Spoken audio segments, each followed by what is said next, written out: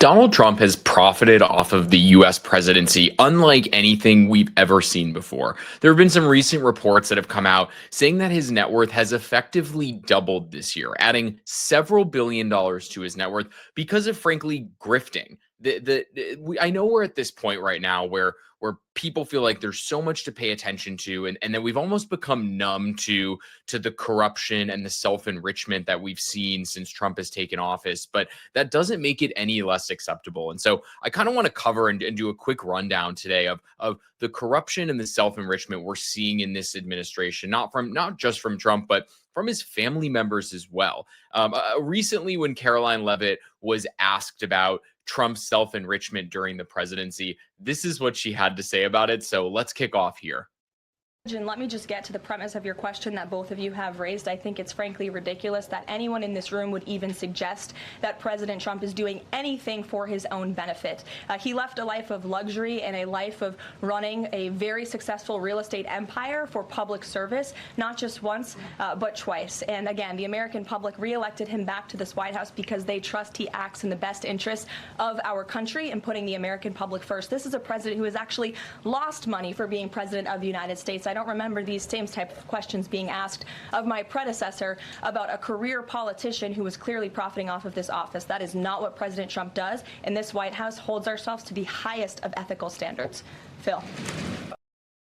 I love this response that the Trump administration always has when they're asked about Trump profiting off the presidency, which is he left a life of luxury to go do this, like somehow he's living in a shack and that's what he's doing while he's president. It's like, no, he continues to live a life of luxury and he continues to create a life of luxury for himself by engaging in corrupt business deals that he shouldn't be engaging in while he's president. But that doesn't stop the administration from trying to push back on it. I think one of the recent things that happened this week was around Qatar and Qatari influence on Trump and this administration. If you'll recall, back in the spring, Trump was gifted a $400 million jet by the Qataris that people were up in arms over at the time. And the administration said there's no corruption here at all. They're just giving the U.S. a new Air Force One in order to, replace the outdated Air Force One that we have. Interestingly, though, the way the deal was structured, it was actually set so that the new plane that was donated to the U.S. government, as the administration claimed, was actually getting transferred to the Trump Presidential Library at the end of his second term, which basically means that after his term is up, he will have access to this jet for the rest of his life, and it is not going to be some new Air Force One that's going to be used by the next U.S. president. So a pretty clear bribe right there. And if anybody's wondering, what did Qatar get out of that? Well, we saw the answer last week, but I want to start by what Trump actually said about the Qatari government back in 2017 when he called them a sponsor of terrorism. So let's take a look at that quickly. The nation of Qatar, unfortunately, has historically been a funder of terrorism at a very high level. And in the wake of that conference, nations came together and spoke to me about confronting Qatar over its behavior. So what changed in between 2017 and now? Well, I guess it might have been the $400 million jet that he was gifted by the Qatari government.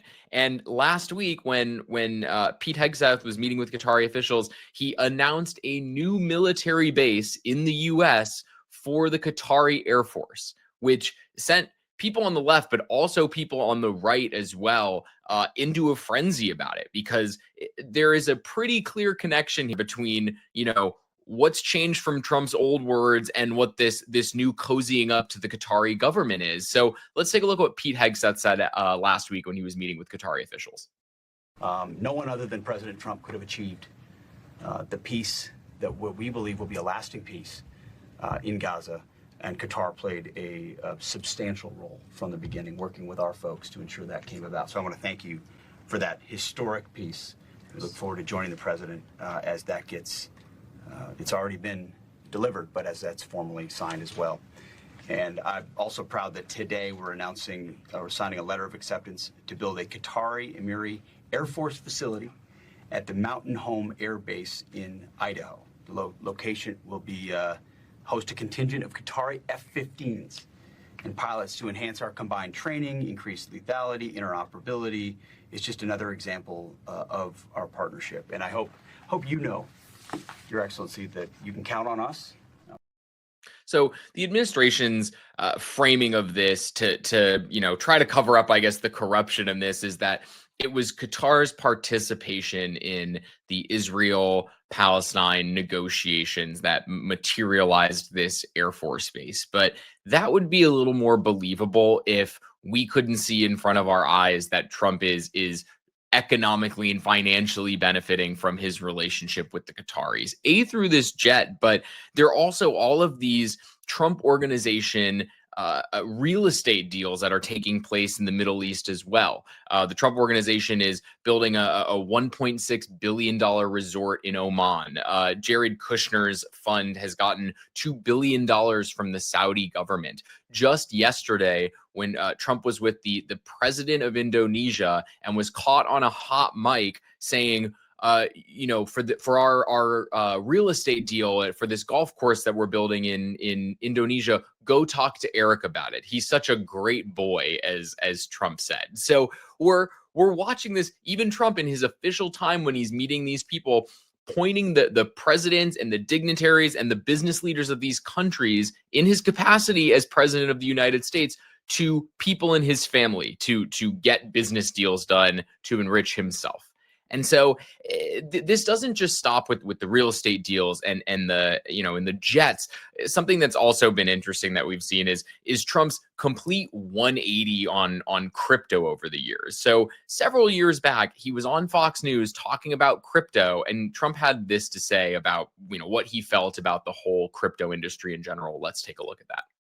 My opinion is that with the currency of this world should be the dollar. And I don't think we should have all of the bitcoins of the world out there. I think they should regulate them very, very high. But the currency should be the dollar. And when you have things like that out there, Stuart, what happens is you really lose something. It takes the edge off of the dollar and the importance of the dollar. Bitcoin, it just seems like a scam. I don't like it because it's another currency competing against it. I think maybe after a while, Trump realized, oh, it's a scam. I can scam people on this, because that's exactly what he did.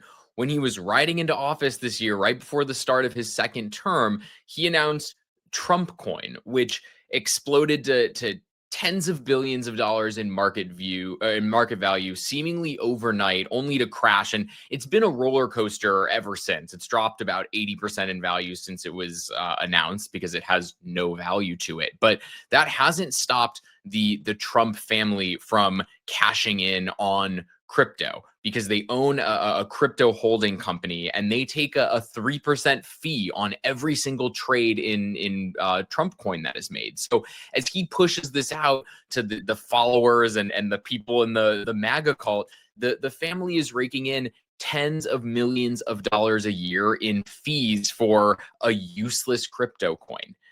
You've got Melania Trump, who has her Amazon streaming deal now and has a documentary coming out, which is interesting because, Jeff Bezos seems to have a newfound relationship with Trump now. And the Washington Post is taking a more conservative approach to the way they cover news. So it is just sort of corruption and enrichment at every single angle. And, on this crypto front, let's see how Trump changed his tune between, a couple years back when he was talking on Fox News about it being a scam to how he talks about it today. This could be perhaps the greatest revolution in financial technology since the birth of the internet itself. A lot of people are saying that. I don't know. What do you guys think? Yes? If you say yes, I'm saying yes. I think it's great that you're involved. I think the lesson here is that if Trump says one thing and then he suddenly changes his mind on it and starts embracing it, it's probably because he's making money from it. I think my favorite thing in this whole grift operation, though, is the fact that he is selling his tacky looking, overpriced watches regularly through news or through commercials on Newsmax right now. The president of the United States on morning TV commercials hawking watches with his name on it. Let's take a look at that. Hello, everyone. It's President Donald J. Trump, and it's Trump time. Check out this red beauty. It's one of my new watches. Wear it proudly on your wrist, and everyone will know exactly what it's for, who it represents.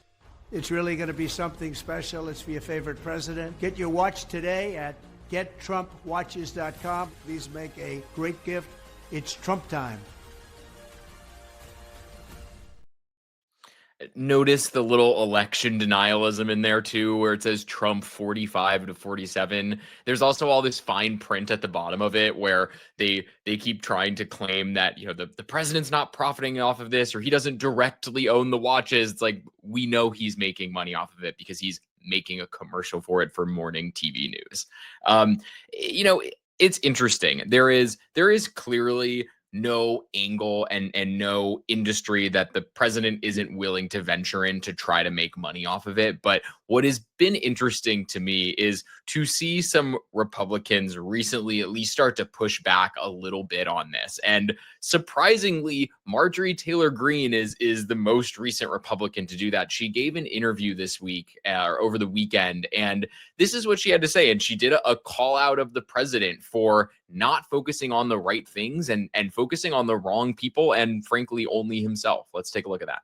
But have regular people's bank accounts been affected? Has the stress come off? No, that has not happened yet. And that needs to be the major focus. It shouldn't be about helping your crypto donors or your AI donors or welcoming in these people that hated you and spent money to try to beat you, but all of a sudden are excited to come out to the new Rose Garden patio. Yes. That shouldn't be the focus. The focus should be the people that showed up at the rallies, stood there for freaking 18 hours trying to get in the rain, in the cold, in the 100-degree heat.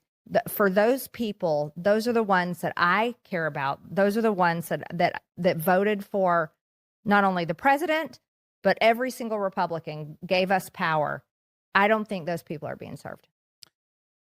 I mean, look, we might vehemently disagree with basically 100% of those people that would show up to his rallies, but Marjorie Taylor Greene surprisingly makes a good point here, which is that in the first 10 months of this Trump presidency, all we have seen is self-dealing, self-enrichment, and enrichment of a very select few people that, you know, run crypto companies and tech companies and media companies, and they're all working together. And when they're doing that, the focus is not on the people who are struggling and dealing with high prices. And we're watching this corruption happen in real time, and nobody's pushing back against it. And, you know, we've become desensitized to it, but it doesn't make it normal. And, you know, this is what unchecked self-dealing looks like. And the presidency is being used as a personal ATM, and we're watching it happen. But, you know, when this era ends,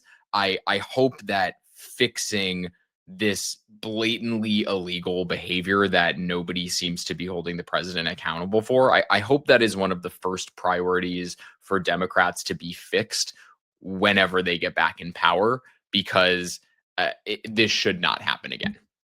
That's it for me today. If you liked what you saw, throw a like on this video, follow the Demwins Media YouTube channel, follow me at buildingthebench.substack.com, and we'll keep bringing you the news as you need to see it. Thanks for watching.